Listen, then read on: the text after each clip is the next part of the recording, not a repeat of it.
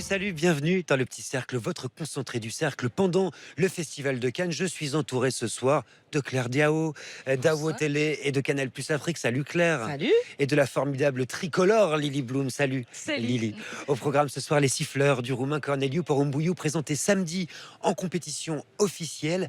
Dans cette comédie policière, un inspecteur corrompu se rend dans l'île de la Gomera aux Canaries pour apprendre le langage sifflé pratiqué par les habitants. En fait, sa mission est un petit peu plus compliquée que ça. On le comprendra bien assez tôt. Chrono.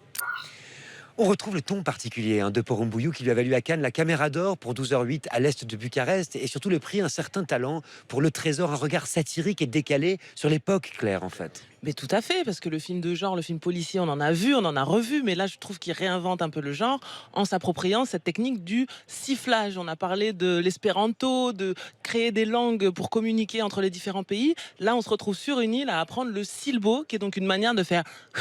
Enfin, je ne saurais pas le faire à l'antenne, De communiquer sans être compris pour des communiquer sans être compris des humains, mais ce qui est encore plus spécifique, c'est qu'ils se traduisent entre eux. Il n'y a pas une seule manière de siffler. Oui. On va aller de l'espagnol au roumain, etc. Et ça, c'est vraiment D'ailleurs, le très film est intéressant. extrêmement musical, Lily. Oui. Ça repose là-dessus aussi. Alors oui, c'est sa proposition, c'est-à-dire une sorte de symphonie noire, un polar opéra.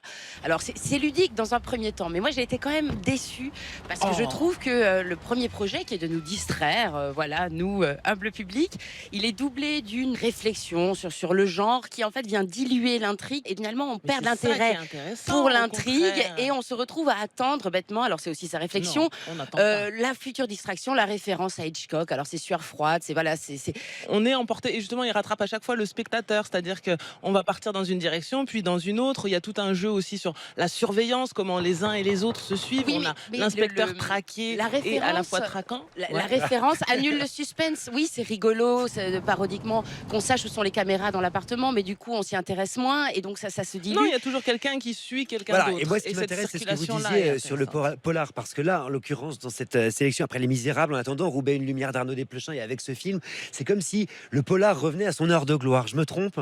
Oui, effectivement, il y a C'est une vrai. recrudescence, il y a un C'est intérêt le qui est moment. renouvelé.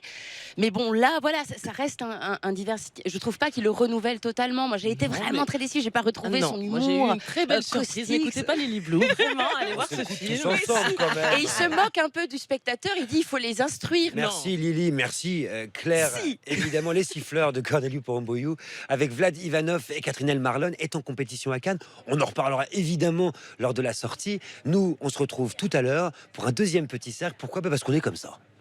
It's beautiful.